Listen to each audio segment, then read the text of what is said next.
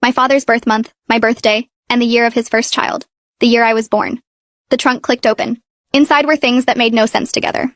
Digital audio recorders, dozens of them, all labeled with dates and codes. Photographs of people I didn't recognize, mostly older men and women with weathered faces, wearing traditional clothing I couldn't place. Maps marked with coordinates and notes in my father's handwriting. And at the bottom, a letter with my name on it in an envelope that had never been sealed. Dennis picked up one of the recorders.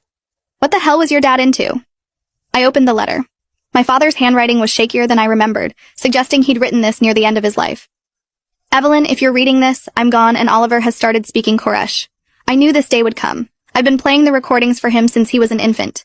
When you brought him to visit, when you left him with me for weekend babysitting, I would play them while he slept. Children's brains absorb languages differently than adults. By the time he's 7 or 8, he'll be fluent without consciously knowing why. I'm sorry for doing this without your consent, but I had no choice. The Koresh people didn't go extinct in 1987. 73 of them survived the purges. I helped hide them.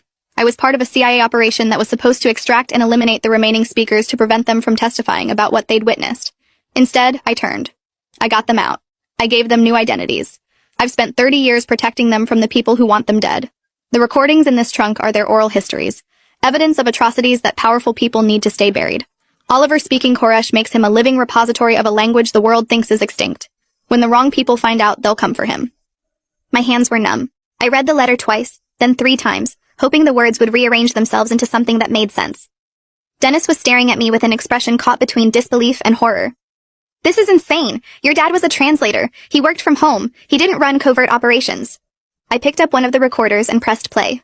A woman's voice filled the basement, speaking in the same language I'd heard Oliver use. The rhythm, the clicks, the tonal variations. It was unmistakably Koresh. Then the voice switched to accented English. My name is Tamara Kovostova. I am 63 years old. I am the last of my family. In 1985, soldiers came to our village. They said we were spies because we could speak the old language, because our grandparents had written down what they saw during the war. They said our knowledge was dangerous. They killed everyone. I watched my children die. They would have killed me, but a man came. An American man who spoke our language badly but with kindness.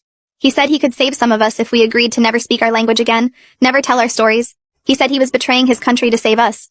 That man was Robert Reeves. My father's name in a dead woman's voice. I dropped the recorder. Dennis caught it before it hit the floor. He turned it off and set it down gently.